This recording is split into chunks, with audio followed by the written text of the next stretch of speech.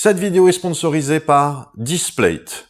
Displate, normalement, je vous fais pas un topo, vous connaissez, ce sont des posters en métal que vous positionnez sur le mur grâce à un système d'aimant. Je perds pas 2 heures à vous réexpliquer, c'est-à-dire que vous prenez la feuille autocollante, vous la collez contre le mur, ensuite vous collez l'aimant sur la feuille autocollante, et puis c'est tout en fait. Oui, c'est tout, à partir de là, vous positionnez le poster, vous le repositionnez, vous le repositionnez comme vous voulez. Et le jour où vous voulez changer de poster, vous changez de poster, et le jour où vous voulez enlever la feuille autocollante du mur, vous la décollez délicatement, et elle abîme pas le mur.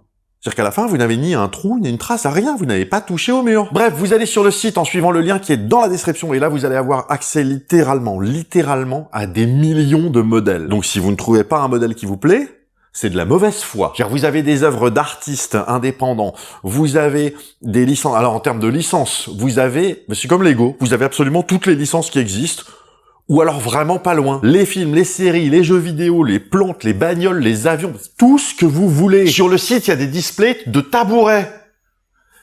Qui commande un display d'un tabouret? Après, si c'est votre truc, les tabourets, moi, je juge pas. Si, je juge un peu, mais voilà, mais vous faites ce que vous voulez. Moi, perso, j'ai pris celui-là en termes de licence de Dune. Parce qu'il est méga classe. Celui-là de Batman, en plus, c'est un modèle Textra. Alors, je sais pas si on se rend bien compte à l'image, je vais essayer de vous faire des gros plans, mais c'est-à-dire que il y a un vernis sélectif, il y a des reflets, il y a du relief. Enfin, bref, il y a une texture. C'est pour ça que ça s'appelle le Textra. Et puis j'ai pris aussi celui-là, de John Wick, parce que j'adore les affiches minimalistes de films. J'adore les affiches minimalistes de films. Et je vous refais pas un topo complet sur les finitions, mais c'est hyper bien fini, c'est-à-dire que le poster est replié sur l'arrière, donc vous n'avez pas de problème de bord. Bref, c'est ultra quali. Et si je rush absolument tout ce que je dis depuis le début, c'est parce que je veux prendre un tout petit peu de temps pour vous parler de la nouveauté chez Displate. La nouveauté, c'est que maintenant, vous pouvez créer vos propres posters.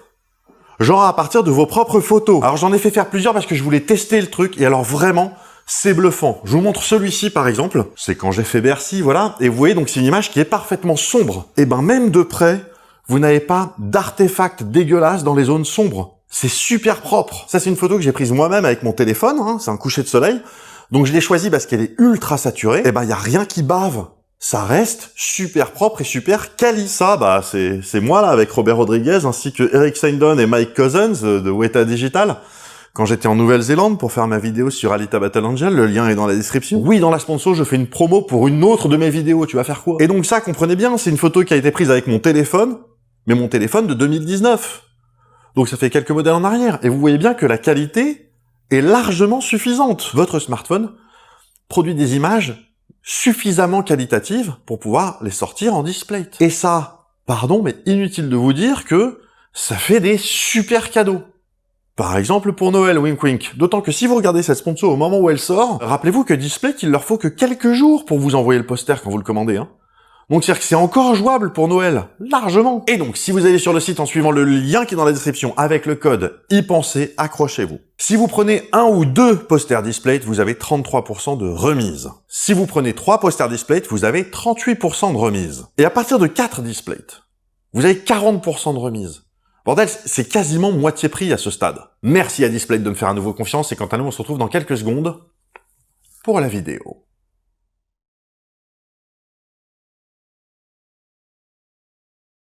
Dans ma vidéo sur le projet MK Ultra, il a été question à un moment donné de la commission Church. Son vrai nom, c'est Commission spéciale sénatoriale des États-Unis pour étudier les opérations gouvernementales en lien avec les activités du renseignement.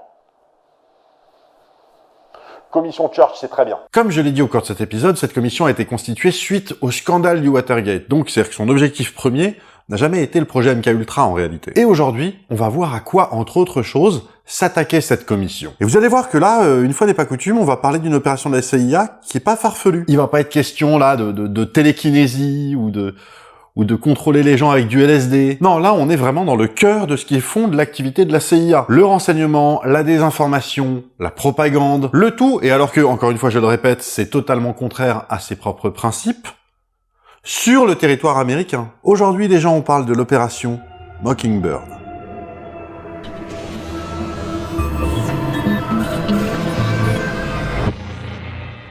Bon, avant toute chose, il va falloir qu'on prenne quelques minutes pour parler un petit peu de ce qu'est le scandale du Watergate. Parce que, a priori, vous avez une vision un peu globale du truc, vous savez que ça a existé, vous savez même sans doute que ça a poussé Nixon à la démission.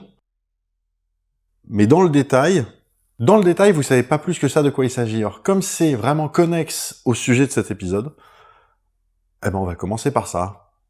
Le scandale du Watergate. Bon alors, déjà, l'histoire du Watergate, c'est véritablement une histoire d'espionnage telle qu'on peut en trouver dans les films d'espionnage. Bon, un peu de contexte. Richard Nixon, c'est un républicain qui a été élu à la présidence en 1968 et, assez clairement, son premier mandat, il est un peu mitigé en réalité. C'est-à-dire que d'un côté, il a accru l'engagement militaire des Américains au Vietnam, ça c'est pas bon, mais d'un autre côté, il a poussé au cul à la déségrégation des écoles dans les États du Sud. Et ça c'est bien. Il réduit le soutien au programme spatial, alors que c'est lui qui est en poste pour superviser Apollo 11, mais il a également mené une politique environnementale progressiste. Et en 1972, à quelques mois à peine de sa potentielle réélection, il installe une détente avec l'Union soviétique, il va en visite en Chine pour rencontrer Mao Tse-tung, et alors juste qu'on soit clair, l'élection présidentielle de 72 aux États-Unis, c'est la première élection présidentielle où on a abaissé l'âge de la majorité à 18 ans. Et vous pensez bien que les jeunes, qui plus est en pleine guerre du Vietnam, vont avoir plutôt naturellement tendance à voter démocrate. Eh ben, en 1972, Richard Nixon remporte l'élection présidentielle, et il remporte 49 États sur 50. C'est-à-dire c'est un plébiscite. C'est une des plus larges majorités jamais obtenues au présidentiel. Et un truc que vous ne savez peut-être pas, c'est qu'au moment de sa réélection, ça fait déjà quelques mois que le scandale du Watergate a éclaté. Enfin, le premier scandale du Watergate. Ok, juste revenons un tout petit peu en arrière et parlons de l'origine de l'histoire du Watergate, à savoir l'opération Gemstone. En un mot, le but de l'opération Gemstone est de fragiliser les candidatures démocrates dans le cadre de la réélection de Nixon en 72, pour garantir la réélection de Nixon. Voilà, ça c'est en un mot. Mais en réalité, il s'agit d'une série d'opérations clandestines et illégales faisant intervenir des enlèvements, des prostituées, du sabotage, des agressions, des écoutes, etc. Et la beauté du truc, la beauté du truc, c'est que ce machin va être mis en place par des gens... Comment dire? Alors, accrochez-vous parce que ça va faire bizarre. Gordon Liddy, avocat et agent du FBI, déjà. John Mitchell, procureur général des États-Unis, rien que ça. John Dean, conseiller de la Maison-Blanche. Et Jeb Magruder, assistant de Harry Haldeman, qui est le chef de cabinet, juste le chief of staff du président des États-Unis. Et donc, je l'ai dit, l'opération Gemstone est en réalité une opération cadre qui contient plusieurs sous-opérations telles que l'opération Diamond, qui prévoit de kidnapper et de droguer des manifestants anti-Nixon et de les détenir au Mexique jusqu'à la fin des élections. Juste pour que vous visualisiez un peu le truc, Gordon Liddy, quand il parle de cette opération, il l'appelle Nuit et brouillard. Ensuite, il y a l'opération Turquoise, qui vise à saboter la clim de la Convention démocrate. La Convention nationale démocrate, c'est le grand événement qui finalise les primaires démocrates. Ça se passe dans un grand lieu où il y a beaucoup de monde. Ils voulaient flinguer la clim de ce lieu. L'opération Ruby, là pour le coup c'est assez direct, c'est mettre des taupes dans les équipes de campagne des candidats démocrates, et puis ensuite dans l'équipe du candidat démocrate qui a gagné la primaire. Et enfin, l'opération Coal, et Coal, ça veut dire charbon, et vous allez vite comprendre pourquoi, et vous allez avoir un peu honte d'avoir vite compris pourquoi ils avaient choisi ce nom-là. L'opération Coal, l'idée est de financer clandestinement la candidature et la campagne de la démocrate Shirley Chisholm, qui est une candidate démocrate noire, afin de forcer tous les autres candidats démocrates pendant la primaire à déjà lui dédier une partie de leur attention et à devoir la critiquer. L'objectif étant de suffisamment dégoûter les électeurs noirs pour qu'ils aient pas envie de voter démocrate. Même pas nécessairement pour qu'ils votent républicain, juste pour qu'ils aillent pas voter démocrate. Les gars dont j'ai parlé se sont donc rencontrés en janvier 72 pour que Gordon Liddy leur présente tous ces projets-là, et apparemment, Mitchell et Dean ont trouvé ça quand même un peu hallucinant. Mitchell aurait dit « Oula, c'est pas tout à fait ça que j'avais en tête », et John Dean écrira à propos de cette réunion « C'était tout simplement incroyable ». Et le projet allait coûter $1 million de l'époque, ce qui avec l'inflation fait un petit peu moins de $8 millions actuels. Donc, ils décident de se revoir en février de la même année, en février 72, pour organiser un truc un peu plus léger, une version qui est un peu réduite, tant financièrement que d'un point de vue activité criminelle. Parce que quand même... Et ils préféreront donc se limiter à la mise sur écoute des dirigeants du Parti démocrate. Ce qui nous ramène au Watergate. Le 17 juin 1972, une équipe qu'on appelle les plombiers, constituée de Cubains anticastristes. Alors, effectivement, l'équipe des plombiers est constituée de Cubains anticastristes, mais à la tête de cette équipe, ceux qui ont constitué cette équipe, ce sont deux personnes. Il y a Gordon Liddy, dont on a déjà parlé, et Howard Hunt, agent retraité de la CIA. Et donc, le 17 juin 1972, cette petite équipe organise un cambriolage dans le complexe immobilier du Watergate, où se situe le siège du DNC. Le Comité National Démocrate. Le QG de campagne, en gros, si vous voulez. L'idée, c'est de placer des micros à divers endroits, dans les téléphones, dans les détecteurs de fumée, les prises, les lampes, etc. Mais également d'aller choper tout ce qu'ils peuvent choper de documents, surtout et notamment des documents de financement des campagnes. Enfin bref, tout ce qui peut, de près ou de loin, être utile à saboter des candidatures démocrates. Alors, je vous passe très rapidement sur le déroulement du cambriolage, mais je vous mets des liens dans la description, renseignez-vous, parce que c'est assez marrant. Voilà, toujours est-il que les gars se font gauler. Et dans le complexe immobilier du Watergate, il y a un hôtel, et c'est de cet hôtel que partait l'équipe qui a cambriolé le machin. Et donc, nos deux gars, Gordon Liddy et Howard Hunt, qui étaient dans la chambre d'hôtel, ont eux réussi à se barrer. Mais dans leur hâte, ils ont laissé sur place des éléments qui permettent à minima de remonter jusqu'à Hunt. Ce dernier, Howard Hunt, se rend donc directement à la Maison Blanche pour aller planquer des documents dans son coffre-fort. Alors, j'ai pas creusé plus que ça parce que c'est vraiment pas le sujet de l'épisode, mais manifestement, voilà, les Maisons Blanches, il y a des coffres-forts personnels, individuels, qui sont à la disposition des employés ou des gens qui ont accès, tel Howard Hunt. Donc, nos plombiers se font gauler par la police et très vite, ils remontent jusqu'à Howard Hunt. Le 19 juin, Gordon Liddy propose de se rendre à la police pour se sacrifier en quelque sorte et servir de paratonnerre afin que le truc n'aille pas entacher la Maison Blanche. Mais John Dean s'y oppose. Un des mantras de Nixon, c'était « ne jamais avouer, ne jamais pleurer ».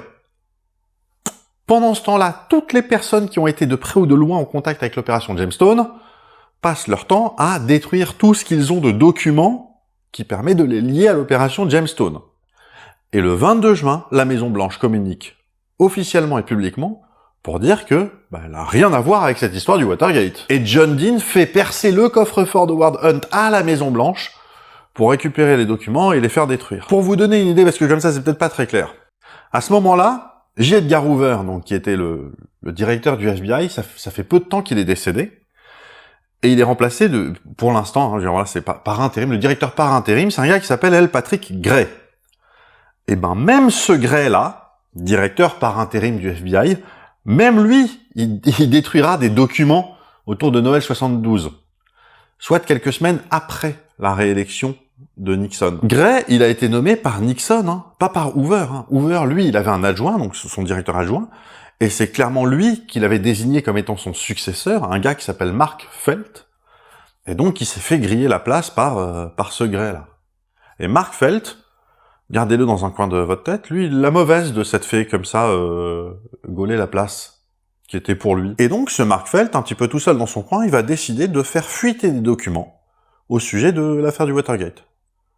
Notamment à deux jeunes journalistes du Washington Post qui s'appellent Bob Woodward et Carl Bernstein. En échange de la garantie de rester anonyme, Mark Felt va organiser des réunions cheloues avec Bob Woodward. Et quand je dis chelou, c'est parce que c'est comme dans les films, c'est-à-dire c'est à base de, si Bob Woodward voulait voir Felt, il devait mettre une plante à sa fenêtre, et ça voulait dire on se retrouve à tel parking à 2h du matin, et si à l'inverse c'était Felt qui voulait voir Woodward, il lui chourait son journal le matin qui était déposé devant sa porte, et il encerclait telle page, et ça voulait dire on se retrouve à telle heure dans le parking, machin. Le rédacteur en chef du Washington Post, Henry Simons, décidera de nommer cet informateur dont il ignore l'identité. Oui, j'ai pas été clair, mais sûr que, à part Bob Woodward, personne ne connaît l'identité de Mark Felt à ce moment-là. Henry Simons donc décidera de nommer cet informateur Gorge Profonde, en hommage au film porno Gorge Profonde qui, à ce moment-là, cartonne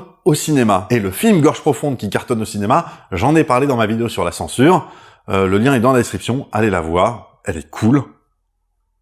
En plus, dedans, on voit des nids. Le public va alors commencer à réaliser à quel point la Maison-Blanche a fait obstruction à la justice, a détruit des documents, a fait des trucs pas jojo, et a tout de même interféré dans une élection présidentielle. Et bref, en réalité, c'est à ce moment-là que le scandale va vraiment éclater. Et pour faire la lumière sur tout ce truc-là, ils vont constituer au Congrès une commission sénatoriale pour enquêter sur le sujet.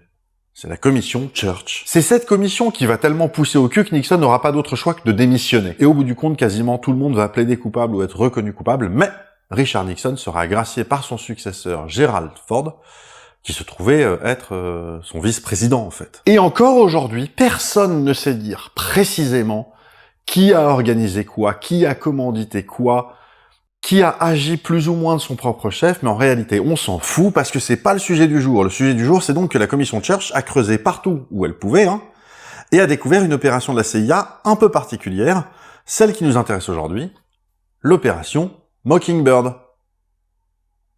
Et de suite, on va immédiatement préciser qu'on va parler de l'opération Mockingbird et pas du projet Mockingbird. Et conséquemment, je vais immédiatement faire le contraire de ce que je viens de dire, à savoir que je vais parler du projet Mockingbird pour qu'on soit bien clair que c'est pas de ça dont on parle. En 2007, la NSA, alors, pas la NSA qui écoute les conversations téléphoniques dans le monde entier, pas la National Security Agency, il s'agit pas de celle-là. Non, là, il s'agit de la National Security Archive, qui est une organisation non gouvernementale. En 2007, donc, cette NSA obtient la déclassification et la publication d'un ensemble de documents au nom de la loi sur la liberté d'information, le Freedom of Information Act dont on a déjà parlé dans la vidéo sur MKUltra, et la NSA obtient ça, donc ça c'est plutôt cool, mais après l'avoir régulièrement demandé pendant 15 ans.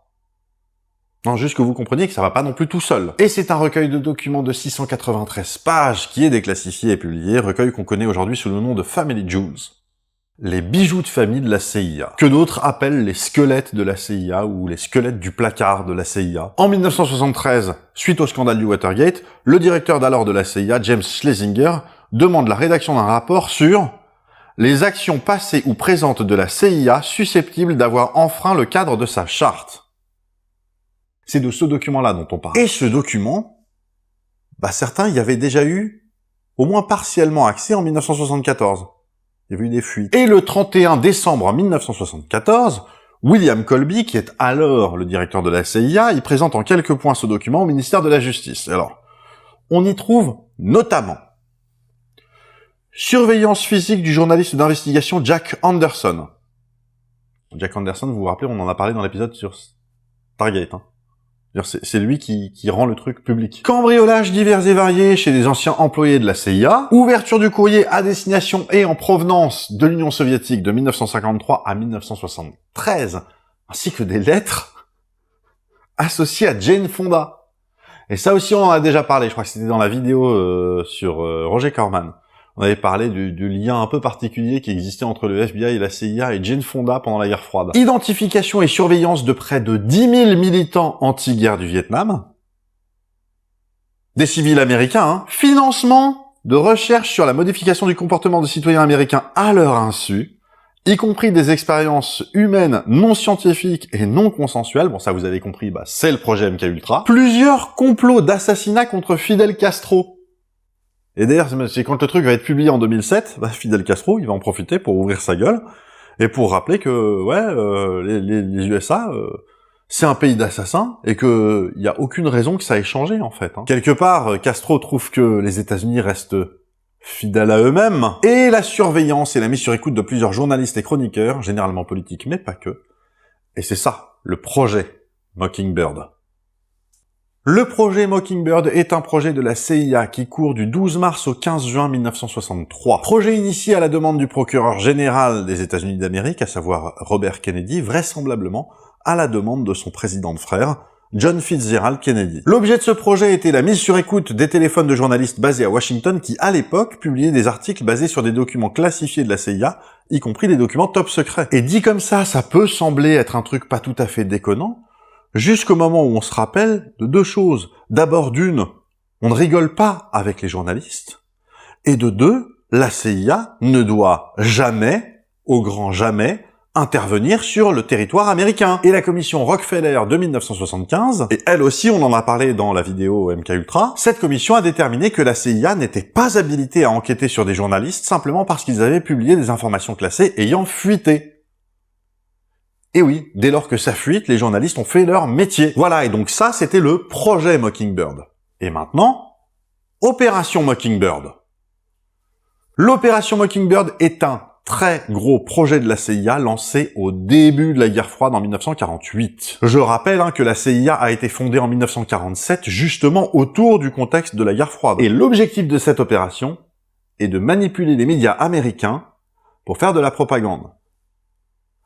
Et donc manipuler le public américain. Alors, à ce moment-là de l'histoire, on le sait, on le sait que la CIA est capable d'aller manipuler un petit peu les médias pour faire de la propagande. Mais ce qu'on pense naïvement, c'est qu'elle fait ça que à l'étranger, en fait. Elle fait ça pour déstabiliser les régimes communistes, en fait.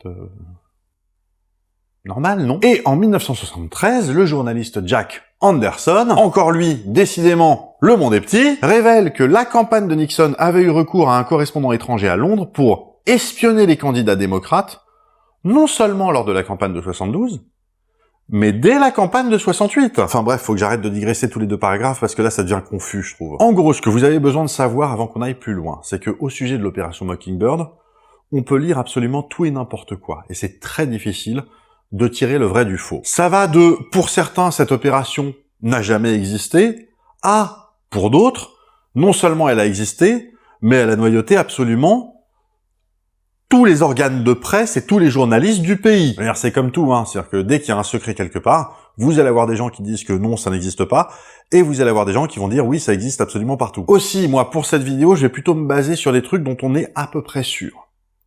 C'est-à-dire des choses qui ont été pointées par la commission Church dans son rapport. Par exemple, et sans les nommer, la commission Church dit avoir identifié une 50aine de journalistes ayant des relations officielles, bien que discrètes, avec la CIA. Et le journaliste Carl Bernstein, celui de l'histoire du Watergate, a creusé ce rapport et a conclu que plus de 400 journalistes américains avaient effectivement sciemment effectué des missions pour la CIA, notamment l'éditeur du New York Times ou le magazine Time. Il décrit notamment comment la CIA utilisait les antennes étrangères des agences de presse américaines. Vous vous rappelez, c'est genre, la CIA ne travaille pas aux États-Unis. Non, ce sont les antennes à l'étranger. Sauf que le but, évidemment, était que ces antennes étrangères fassent remonter de la propagande qui était fournie par la CIA, et ensuite cette propagande, elle était diffusée massivement aux États-Unis. L'opération Mockingbird, c'est un machin qui a été lancé dès 1948 par l'OPC, la branche de la CIA qui est chargée des guerres psychologiques.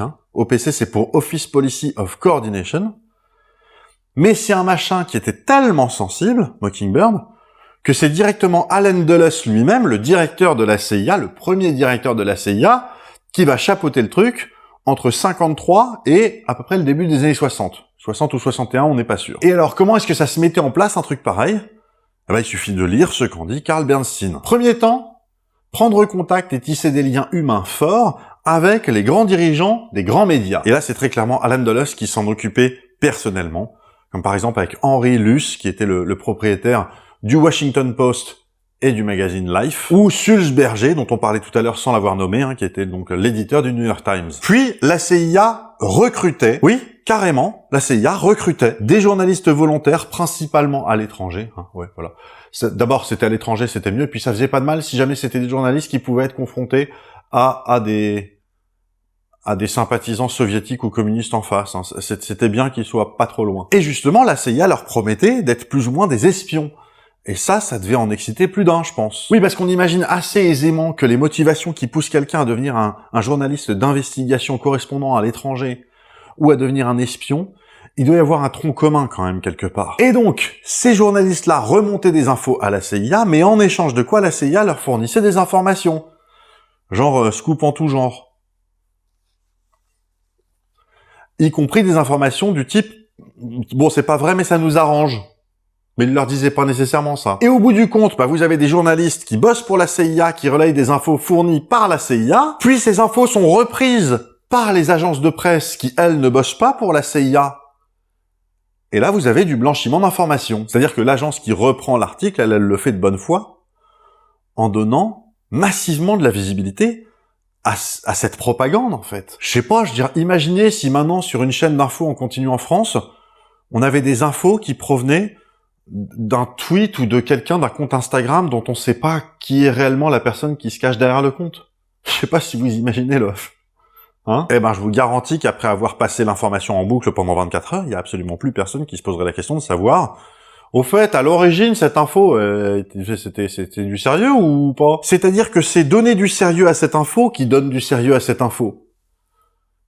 Et encore, rappelez-vous que les Américains, là, à l'époque, ils ont pas dit à générative, hein. Pendant l'enquête de la commission Church, la CIA a refusé autant que faire se peut de nommer les journalistes avec qui elle bosse, ne serait-ce que pour éviter d'endommager l'appareil de renseignement d'une façon irréparable. Mais du coup, l'estimation du nombre de gens qui ont bossé, qui ont participé à ce truc-là, eh ben, ça oscille entre 400, ça c'est l'estimation basse de Bernstein, et 3000. Et alors attention, 3000, c'est pas une estimation folle. C'est une estimation haute, mais raisonnable. Oui, parce que parallèlement à ça, vous trouverez toujours des gens pour vous expliquer que le monde entier est un cactus, hein, ça change pas. Et en 1976, le directeur de la CIA qui avait succédé à William Colby, donc directeur de la CIA qui répond au nom de George Bush, le père, hein, celui de la guerre du Golfe en 91, pas celui du 11 septembre. En 1976, donc, George Bush dit à la commission, je cite, « La CIA ne s'engagera dans aucune relation rémunérée ou contractuelle avec un correspondant à temps plein ou partiel accrédité par quelque service de presse que ce soit, fût-il un journal, un périodique, un réseau ou une chaîne de radio ou télévision des États-Unis. » Bon bah c'est bien ça, c'est plutôt positif, non? Attends, parce que c'est pas fini. Il ajoute, « La CIA continuera d'accueillir favorablement la coopération volontaire et non rémunérée des journalistes. » Et beaucoup de gens estiment que cette opération, en réalité, ça tourne encore aujourd'hui. Même si c'est très difficile d'en avoir le cœur net. Bon, en vrai, un peu de bon sens peut, sinon nous permettre de savoir, au moins nous permettre d'estimer raisonnablement, voilà, sans doute que les agences de renseignement, pas que la CIA, hein, loin s'en faut, voilà, mais voilà, travaillent avec des correspondants étrangers, voilà. C'est donnant-donnant, j'ai envie de dire. Hein. Mais en vrai, aujourd'hui, pour produire de la propagande, il n'y a plus besoin de disposer de journalistes pour diffuser cette propagande. Il n'y a plus besoin. Il suffit en réalité d'avoir quelques comptes bien placés sur Twitter, X ou sur Instagram, d'aider un peu les algorithmes à mettre tel ou tel contenu en avant. Et hop, vous êtes lancé et c'est repris partout. Je veux dire, les organisations terroristes savent bien le faire. Alors pour quelle espèce de raison est-ce que les agences de renseignement en seraient incapables? Voilà, c'est tout pour cet épisode, j'espère qu'il vous a plu. Alors, c'est clair que ce projet-là, c'est beaucoup moins spectaculaire qu'un projet MKUltra ou un projet Stargate, mais soyons bien clairs, hein.